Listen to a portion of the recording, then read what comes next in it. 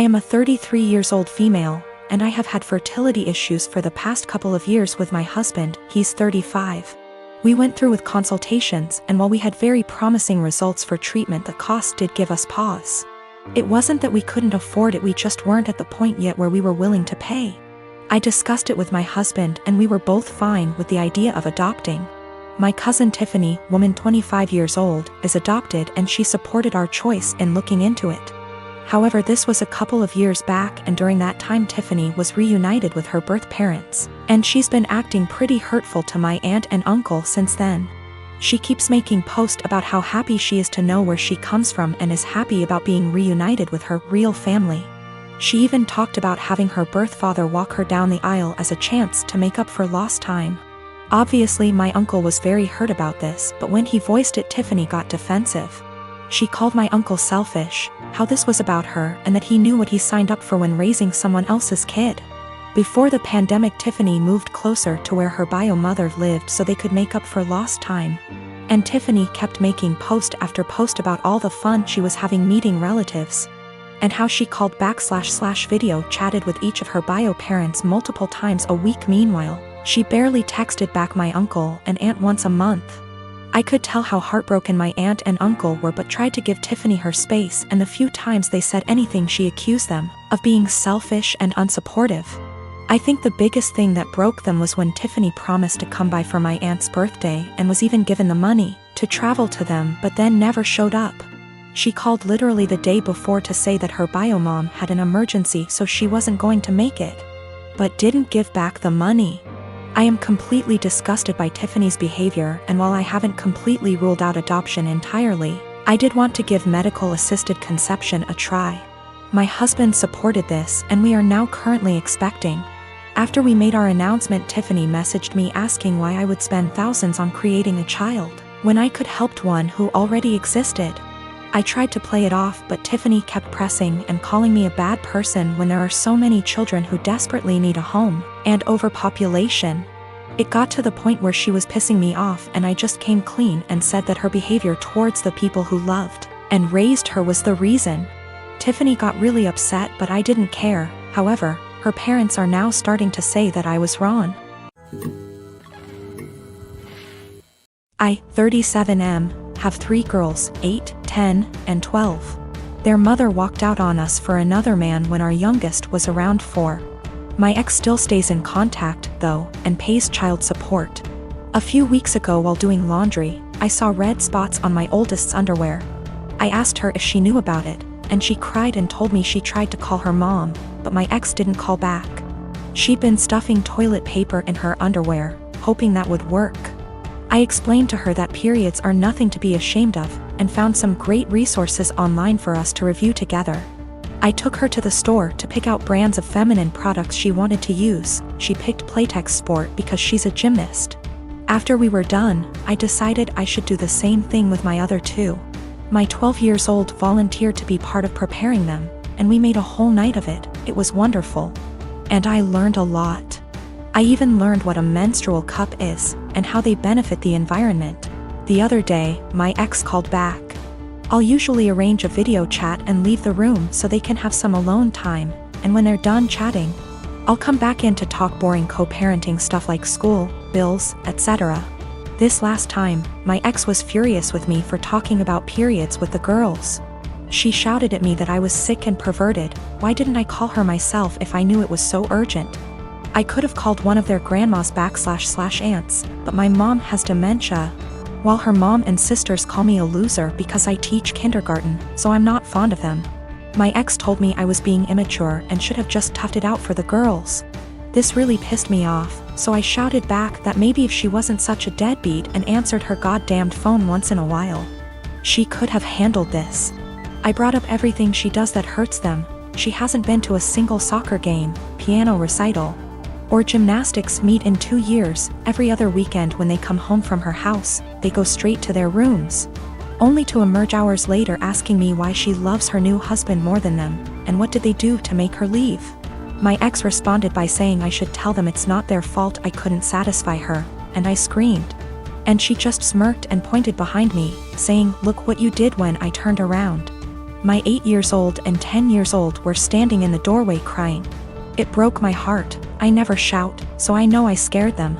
My 12 years old stormed in and started screaming at her mom, and while I appreciate her sticking up for me, this is not a battle I want her fighting. My ex hung up before I could fully de-escalate the situation. And let's just say the girls have been given free reign of the ice cream and limitless hours of video games, because I feel so bad. I even watched all the Twilight movies with them, so don't say I don't love them. My ex Rose, and I have a son, Jason. He is 15 years old. We broke up when Jason was 5. Rose has Jason on weekends. Rose married her now husband when Jason was 10. Her husband has 2 children, they are 17 and 16 and live full-time with them. Jason has a few chores when he's with them and easily takes care of them, while his step-siblings don't do theirs and Rose take care of them. This has been the only point of contention between our son and her. He has talked with her and even went to therapy. It was when Jason was 12 when we switched days. We stayed like that for a year and a half, but since things never really got better, we went back to our initial agreement. The situation is still the same, and a year ago Jason came to me complaining about it. I had run out of things to say to him when it comes to this subject, so I threw almost the same pep talk my old man said to me when I was about the same age as him. I told him that I understand that it sucks. While they can't do anything, you can do everything. You can cook, clean, do well in school, drive, handle your own money, and you even know how to handle the bills, and I'm not counting the things you've learned from your grandparents and your uncle. I can send you to live alone right now like my old man did with me, an inside joke. And I wouldn't worry, because even if you don't know how to do them, you take the time to learn. You are already ahead of many kids your age, even ahead of some adults. Do your part, and as long as she doesn't make you do their chores, let your mother take care of it. Just focus on spending time with her the way you've been doing so far. The world is going to hit your step-siblings hard one day. Jason took it well, and things have been going well until yesterday. He went out with his mother, and when they returned, they found their house a complete mess. I don't know what they did, but it was bad enough that Rose snapped and finally forced them to clean the house. The kids tried to get Jason to help them because they were struggling, but he refused, claiming it wasn't his mess. They kept nagging him, and Jason told them that I was right, they are really useless. His mother asked him if I really said that. He said I didn't, but it can be summed like that.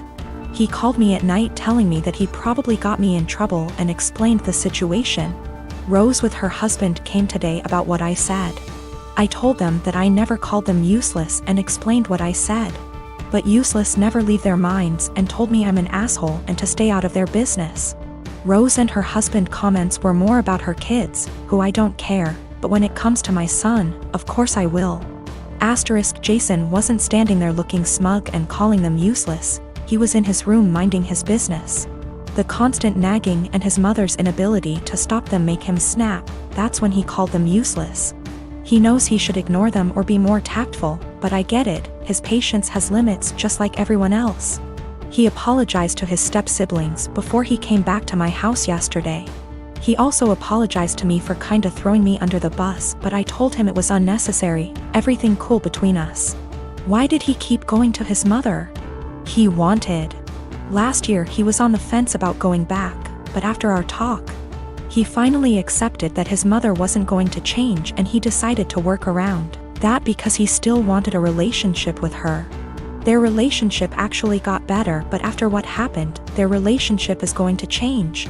We have to wait if it is for better or for worse. Him and I talked, and he's still thinking about what to do, but he says that he'll probably do what he had planned last year. He will spend time with her but will not go to her house anymore. He's taking a few days to let things settle down, and then he'll let his mother know. She is not going to like it, but alas, she's not in a position to demand or ask. I have a daughter, Sadie, with my ex-husband John. We got divorced 5 years ago, and I have primary custody while he sees her 2 weekends a month. Last year, he got married to Amanda, who has sole custody of her kids from a previous marriage. Amanda is a SOM, not for any health reasons or so on, she just doesn't want to work, while John works at a 9 to 5. He makes good money to support them, but not enough to live in luxury. I have a much higher paying job. Since it's just me and Sadie, I make sure she has the best possible life. She goes to a private school, set her up a college fund, and she has much better things than most kids: phone, clothes, etc. I still manage to raise her to be humble and not take things for granted, and she's one of the hardest working people I know. Always making sure to get good grades and keep her room tidy.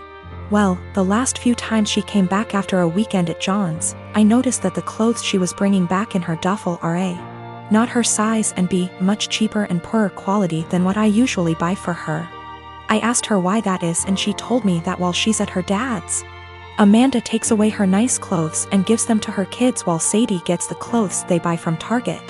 I asked her if she wanted them back, but she said she didn't mind sharing since all her favorite clothes were kept here. The problem came when I went to pick her up last weekend. I had a business meeting and couldn't drive her over, so Amanda offered to just pick Sadie up from school, which hadn't happened before. When I got there on Sunday, John and Amanda asked me to sit down with them, and when Sadie came to hug me, Amanda sent her to her room quite harshly, saying her punishment wasn't over yet. I was confused because Sadie very rarely misbehaves. They sat me down in the kitchen and said that it was unfair for Sadie to be going to a private school while her kids go to a public one. So they decided that Sadie would be pulled out of private school and put in the same school as the girls. They also said I should keep up Sadie's punishment because when they told her, she blew up at them, told them it wasn't fair, and yelled that Amanda and her kids weren't even her real family, that all they did was steal. I told them in no uncertain terms to off.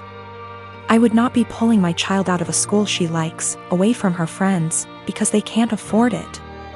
I told them they could easily make as much money as me if Amanda started working in her field because she has the qualifications, and the job market is very good. I told them their money problems are not my issue, and if Sadie's items get stolen again or they try to pull her out of school, I'll be taking this to court. They've been blowing up my phone ever since, calling me a selfish. And after telling the story to a friend, he told me I was rubbing my success in their face. But I still don't feel like I did anything wrong. I got temporary guardianship while waiting for a court hearing. We're going to try to get full custody and have John get 1 day a week of visitation, supervised for at least the first few months, and no contact with Amanda or her kids. This way, he still sees Sadie just as much and they can try to repair their relationship, but she doesn't have to go back there. All contact between us is made through emails, which are CC'd by my lawyer, and I've asked for Sadie's things back. I've talked to Sadie and we've decided that she's going to try therapy for a little while to help deal with everything that's happened. We've had the hearing and our custody arrangements been modified.